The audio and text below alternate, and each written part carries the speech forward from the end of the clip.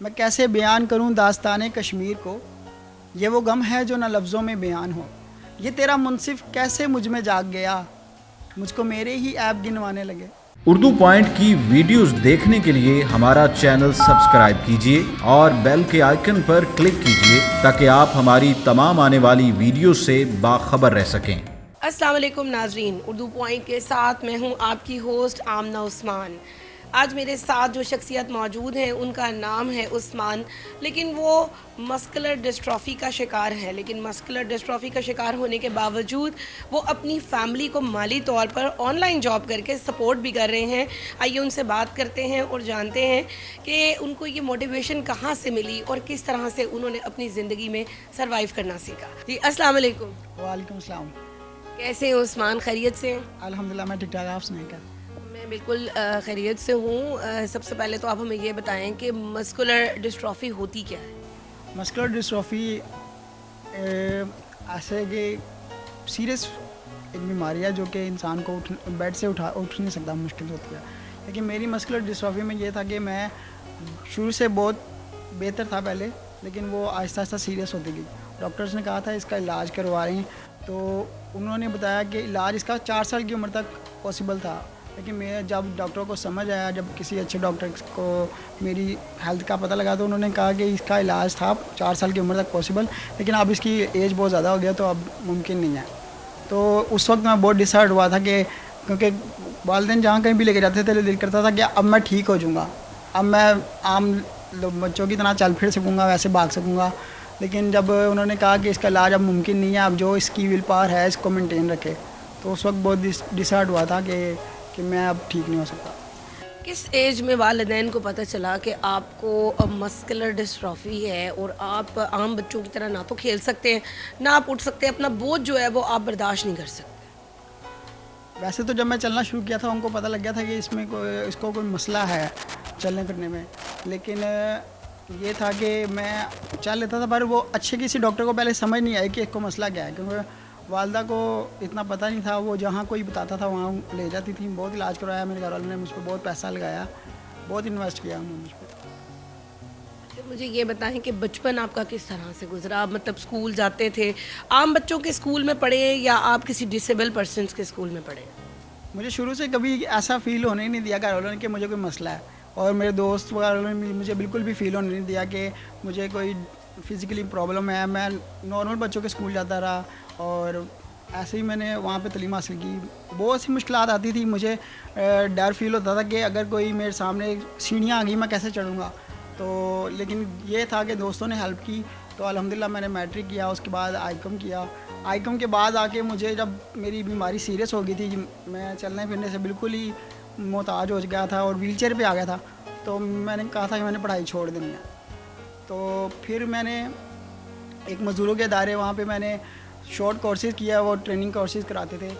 तो वहाँ पे मुझे एक टीचर ने बहुत मोटिवेट किया और उन्होंने कहा कि उस्मान इंटेलिजेंट स्टूडेंट शुरू से रहा था। उन्होंने कहा था कि आप इतने ज़हीन हो, आपको बीकॉम करना चाहिए, आगे जाओ बीकॉम करो, आगे पढ़ो। मुझे शौक़ था पढ़ने का, लेकिन ये था कि मेरे साथ कोई जाता आने जाने वाला नहीं था, तो मैं कहता था कि छोड़ ही दूँ पढ़ाई। अच्छा, मुझे ये बताएं उन टीचर का नाम क्या था, कैसे जज्बात रखते हैं उस टीचर के? सर अरशद थे वो, उन्होंने मुझे बहुत मोटिवेट किया कि आपको पढ़ना चाहिए आगे। तो वैसे तो टीचर्स मेरी लाइफ में जो भी आए हैं उन्होंने बहुत सपोर्ट किया मुझे, और अल्हम्दुलिल्लाह मैं एक ब्रिलियंट स्टूडेंट भी रहा हूँ। तो सारे जो टीचर्स थे वो बहुत प्यार करते थे, कहते थे बहुत लाइक बच्चा है।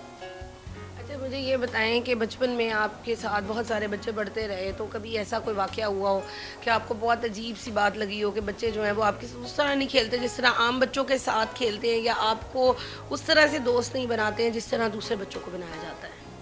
ऐसा कोई एक्सपीरियंस नहीं हुआ कि कोई मुझे नेगेटिव लोग मेरी लाइफ में आए हों। बहुत पॉजिटिव लोग आए हैं जिन्होंने मुझे बहुत मोटिवेट किया, बहुत हेल्प किया।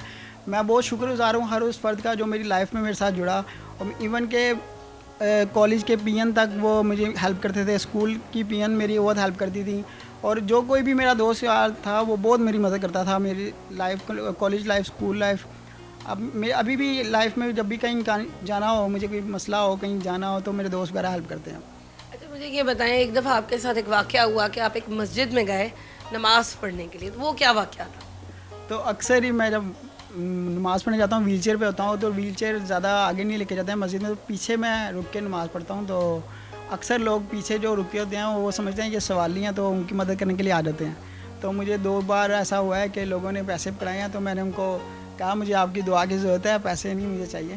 तो ये था कि कभी मैंने बैड फील नहीं किया इस बारे में भी, उनके बारे में अच्छा सोचा कि मेरे सवाल के बगैर वो मदद कर रहे हैं किसी की। अच्छा, मुझे ये बताएं कि किन इंस्टीट्यूट से आपने तालीम हासिल की, इंटर कहाँ से किया, बीकॉम कहाँ से किया? मैट्रिक मैंने गवर्नमेंट स्कूल से की, उसके बाद आईकॉम भी गवर्नमेंट कॉलेज से ही किया था। लेकिन उसके बाद गवर्नमेंट कॉलेज में आईकॉम जब मैं कर रहा था तो एक इंसिडेंट हो गया था, मैं कॉलेज में गिर गया था पेपर देके। वो मेरा सेंटर फर्स्ट फ्लोर पे बना था, तो ऐसे तो बड़ी मुश्किल से मैं पहले जा नहीं सका, तो धक्का वगैरह लगा तो रश में, तो मैं गिर गया था। उसके बाद मैंने कॉलेज जाना छोड़ दिया। तो उसके बाद मैं आईकॉम के बाद पढ़ाई बिल्कुल भी छोड़ने वाला था कि डिसाइड था कि यार मेरे से जाना नहीं होता, कोई दोस्त तैयार नहीं होता, मेरे मतलब पार्टनर नहीं था कोई। तो फिर मैं कहता था पढ़ाई छोड़ दूँ, अब मैंने सिर्फ जॉब करनी है। लेकिन उसके बाद जब मज़दूरों के इदारे में जब मैंने कोर्स किया, तो वहाँ जब मैंने अपने से भी लोअर लेवल पे डिसेबल्ड लोगों को देखा, तो मुझे लगा कि अल्हम्दुलिल्लाह मैं बहुत ठीक हूँ। वहाँ से मोटिवेशन मुझे मिली और टीचर ने मोटिवेट किया कि आपको आगे पढ़ना चाहिए। तो फिर मैंने वहाँ से फ्री होने के बाद बीकॉम किया। बीकॉम मैंने पंजाब कॉलेज से किया, तो अल्हम्दुलिल्लाह उसके बाद मैंने ट्यूशन दी कुछ बच्चों को। उसके बाद जॉब इस तरह मिली कि मेरे फ्रेंड ने मुझे बताया कि जॉब, मैंने उसको कहा कि मैं बीकॉम कर लिया, मुझे जॉब के लिए कहीं अप्लाई कराओ मेरा यार। तो उसने मुझे कहा कि ऑफिस जहाँ वो काम करता था वहाँ पे एक वैकेंसी आई हैं, लेकिन जब मेरी बात करने लगा था वो पहले से वैकेंसी फिल हो गई। फिर उसने कुछ 2-3 हफ्तों बाद मुझे बताया कि जॉब है ऑनलाइन, आप घर पे बैठ के अर्न कर सकते हो, आपके लिए सूटेबल है। तो मैंने कहा अल्हम्दुलिल्लाह, ये इंसान सोच नहीं सकता, अल्लाह ताला उसको कहाँ से रिस्क दे दे। तो अल्हम्दुलिल्लाह मैं घर में 4 साल हो गया मैं ऑनलाइन काम कर रहा हूँ, और 15,000 से मैंने स्टार्टिंग की थी, अब वो डबल से अल्हम्दुलिल्लाह प्लस हो चुकी है। ज़बरदस्त हो गया। अच्छा, मुझे ये बताएं कैसी फीलिंग आती है कि वालदा के लिए, वालिद के लिए आप माशाल्लाह से अर्निंग का एक ज़रिया बने हुए हैं, घर वालों के ऊपर आप बोझ नहीं है बल्कि आप उनको खुद कमा कर दे रहे हैं, कैसा फ़ील होता है? मैं शुरू से यही चाहता था कि मैं कुछ करके दिखाऊंगा, और मेरे वालिदैन का मुझ पर बहुत बिलीव था। उनको यकीन था कि ये हमारा लायक बच्चा है और ये कुछ ना कुछ कर लेगा लाइफ में। तो अल्हम्दुलिल्लाह मैं ये बहुत खुश हूँ कि अल्लाह का बहुत शुक्रगुजार हूँ कि उसने मुझे इस काबिल बना दिया। उन्होंने, मेरे घर वालों ने जितना मुझे इन्वेस्ट किया, मेरी अब यही ख्वाहिश है कि मैं उनको रिटर्न बैक कर सकूं सारा। तो अब अल्हम्दुलिल्लाह मेरी जो जॉब अल्लाह ताला ने लगवा दी है, या जिस तरह मैं अर्निंग कर रहा हूं, तो मुझे बहुत खुशी है और मैं सेटिस्फाई हूँ अपनी लाइफ से कि मैं कुछ ना कुछ अपनी फैमिली को सपोर्ट कर रहा हूँ। अल्हम्दुलिल्लाह उनको मेरे पे बहुत फ़ख्र है। चलने फिरने में आपको प्रॉब्लम होती है? चल फिर सकते हैं या बैठने उठने में क्या कर सकते हैं? चलना फिरना पहले था, अब तो जब से मेरी ये डिसेबिलिटी सीरियस लेवल पे हो गई, अब मैं चलना फिरना बिल्कुल ख़त्म हो गया। अब मैं व्हील चेयर पर हूँ, तो ये है कि अब घर वाले हेल्प करते हैं, भाई वगैरह, कज़न वगैरह, दोस्त हेल्प करते हैं, मुझे बाइक ले जाते हैं, व्हील चेयर पर ले जाते हैं। अच्छा, मुझे ये बताएं कि आप ड्रामास देखने का शौक़ रखते हैं? हाँ, पाकिस्तानी ड्रामास का बहुत शौक़ है। कौन सा ड्रामा बहुत पसंद? अभी करंटली टेलीकास्ट हो रहा है जो अलिफ ड्रामा, बहुत पसंद है।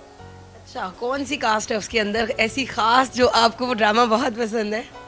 वैसे तो मुझे हमजा अली बासी है उसमें, और फीमेल में आया है सजल अली। सजल अली, अच्छा सजल अली कैसी लगती हैं आपको?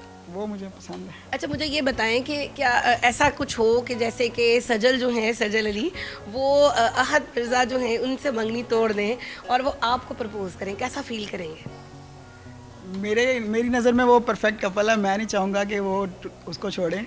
तो नहीं, अभी आप थोड़ी देर के लिए ज़रा अहद रज़ा मीर को माइनस कर देना और फिर उसके बाद बताएं कि आपकी फ़ेवरेट एक्ट्रेस है और वो आपको प्रपोज़ करें, कैसा फील करेंगे? मेरे लिए तो खुशी की इंतहानी होगी, बहुत खुश होऊंगा मैं। कैसे प्रपोज़ करेंगे आप उनको, कैसे हाँ करेंगे? प्रपोज करूँगा। फर्ज किया कि वो प्रपोज़ नहीं करेंगे, आप प्रपोज़ कर रहे हैं।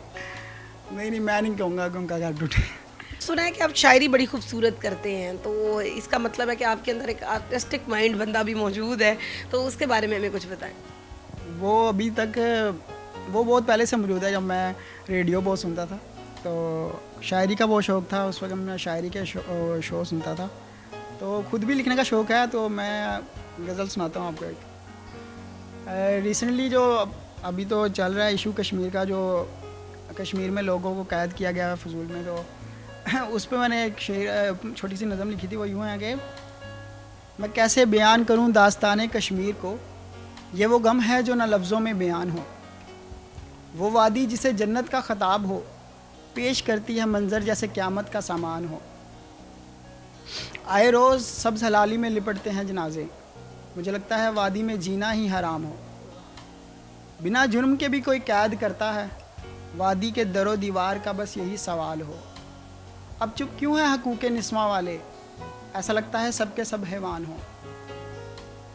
और इश्किया शायरी भी कभी की है, कभी इश्के मजाजी के साथ भी कुछ आपका राय रब्त?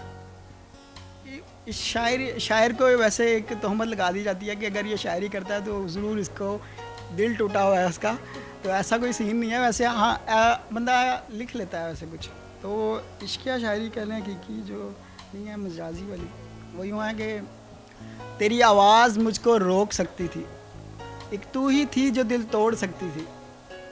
मेरी अना उस हद तक थी, तेरी निगाह जिस हद तक मुझ तक थी। फिर उसके बाद क्या हुआ मत पूछ, अना ऐसे टूट गई, आँख ऐसे फूट गई, कदम लड़खड़ाने लगे, दिल ढूंढने वापसी के बहाने लगे। ये तेरा मुनसिफ कैसे मुझ में जाग गया, मुझको मेरे ही ऐब गिनवाने लगे। बड़ी ज़बरदस्त किस्म की शायरी आपने हमें करके सुनाई है उस्मान। अच्छा, मुझे ये बताएं कि गवर्नमेंट ऑफ पाकिस्तान की जानिब से जितना भी डिसेबल पर्सनस के लिए काम हो रहा है, आप उससे मुतमिन हैं या आपको लगता है कि नहीं शॉपिंग सेंटर्स के अंदर, रास्तों पर या तालीमी जो इदारे हैं उनके अंदर इस तरह का कोई ना कोई जो रिफॉर्म्स होनी चाहिए मज़ीद? आप देखें जो फॉरेन कंट्रीज़ होती हैं वहाँ पे डिसेबल लोगों का बहुत ख्याल रखा रहता है, वहाँ को हर तरह की फैसिलिटी दी जाती है। वहाँ पे आप रोड्स देख लें, और डिसेबल के लिए अलग से उन्होंने बनाए होते हैं, उनको इजी टू एक्सेस मिलती है हर जगह पे जाने की। तो पाकिस्तान में ऐसा बहुत कम देखने को मिलता है कि डिसेबल्स के लिए कुछ किया गया हो। आप पिकनिक प्लेसेस पे चल जाएं, वहाँ पे भी डिसेबल्स की बहुत ही रेयर जगह होगी जहाँ पे डिसेबल को इजी टू एक्सेस दी जाती है। ऐसा कोई मैंने देखा नहीं है, मेरी लाइफ में तो बहुत मुश्किल होता है। कहीं भी जाता हूँ तो वहाँ पे व्हीलचेयर के लिए फैसिलिटी नहीं होती, तो बहुत मुश्किल होती है। जो मुझे लेके गया होता है उसको भी मुश्किल होती है कि आगे से कोई पकड़े व्हीलचेयर को स्टेज से कैसे ऊपर ले जाना है, तो बहुत मुश्किल होती है। ऐसे इजी टू एक्सेस आप स्लोप बना दें, स्लोप के अलावा आप देखें डिसेबल्स की और भी परेशानी होती है। अगर किसी पिकनिक प्लेसेस पे जाएं तो वहाँ पे उनको टॉयलेट्स की बहुत मुश्किल होती है, तो ये सबको गवर्नमेंट को देखना चाहिए इस हवाले से। नए प्लाजाज जो भी बने हैं जैसे एम्पोरियम मॉल हो गया या पैकेजेस हो गया, वहाँ पर डिसेबल पर्सनस के लिए प्रॉपर वॉशरूम्स की सहूलत मौजूद है, क्या कहना चाहेंगे कि बेहतरीन ये अमल है? अब ये अच्छी बात है कि उनको एक डिसेबल लोगों का भी ख्याल है कि अगर माशरे में हमारे डिसेबल लोग हैं उनकी मदद करनी चाहिए। अगर उन्होंने ऐसा इनिशिएटिव लिया तो बहुत अच्छी बात है। डिसेबल को यानी कि उनको कॉन्फिडेंट आता है कि कहीं भी वो जा सकते हैं, उनको परेशानी नहीं होती। वो एक डिसेबल के दिल में यही डर होता है कि मैं अगर किसी जगह पे जाता हूँ तो मेरे लिए वहाँ पे जाना कितना मुश्किल है, मेरे साथ और लोग भी मुश्किल में आ जाएंगे मुझे पहुँचाने के लिए कहीं भी। अच्छा, मुझे ये बताएं कि मुस्तकबिल में क्या इरादा रखते हैं, क्या आपके ख्वाब हैं, पढ़ना चाहते हैं और मज़ीद और आगे जाना चाहते हैं, क्या ख्यालात हैं आपके? शुरू से ब्रिलियंट स्टूडेंट रहा हूँ और मेरी ख्वाहिश थी कि मैं आगे बहुत पढूँ, लेकिन जो कि मेरी डिसेबिलिटी मेरी आड़ आ गई तो मैं आगे नहीं पढ़ सका। ये है कि ख्वाहिश में अगर मुझे चांस मिले तो मैं ज़रूर आगे पढ़ूँगा। और मेरी यही है गवर्नमेंट से अपील कि गवर्नमेंट ऐसे अदारे बनाए जहाँ पे स्पेशली डिसेबल्ड लोगों के लिए हो, जहाँ पे उनको ट्रेनिंग दी जाए, उनको एजुकेट किया जाए ताकि वो कॉन्फिडेंट रख सकें अपने आप में और वो खुद कुछ अर्न कर सकें, अपनी फैमिली को भी अर्न करके कमा के दे सकें और अपने मुल्क के लिए भी कुछ कंट्रीब्यूशन कर सकें। आपकी शख्सियत माशाल्लाह इतनी मजबूत है और आपने अपनी इस डिसेबिलिटी को अपने रास्ते की दीवार नहीं बनने दिया और ऑनलाइन काम करके भी आप अपने घर वालों के लिए कमा कर ले आ रहे हैं, तो इसका क्रेडिट किसको देंगे, कौन इसके पीछे है? यहाँ कोई किसी एक इंसान का नाम तो लेना बहुत मुश्किल है। पहले तो अल्हम्दुलिल्लाह मैं शुक्र करता हूँ अल्लाह का कि उसने मुझे इतना साउंड माइंड बनाया और मेरी फैमिली ने मुझे बहुत सपोर्ट किया, मेरे दोस्तों ने। इवन तो मैं एक एक इंसान का बता सकूँ मेरी लाइफ में सारे जो जुड़े हैं, कोई एक डिसेबल इंसान ना कभी भूलता नहीं है उसकी किस पॉइंट पे किसने मदद की थी। तो मैं मेरी यही अपील है जो नॉर्मल लोग हैं वो अगर किसी डिसेबल को देखें तो उसकी मदद कर दें खुशी से, क्योंकि वो डिसेबल इंसान के दिल से जो उसके लिए दुआ निकलेगी तो वो उसके लिए बहुत कामयाबी के मानेंगे उसके लिए, तो उसके लिए बहुत अच्छा होगा।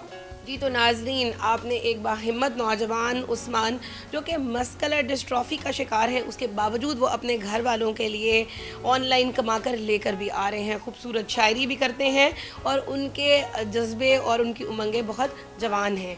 उम्मीद है कि आपको ये वीडियो पसंद आई होगी। इसको लाइक भी कीजिएगा, शेयर भी कीजिएगा। उर्दू पॉइंट के साथ अपनी होस्ट आमना उस्मान को इजाज़त दीजिए। अल्लाह हाफ़िज़।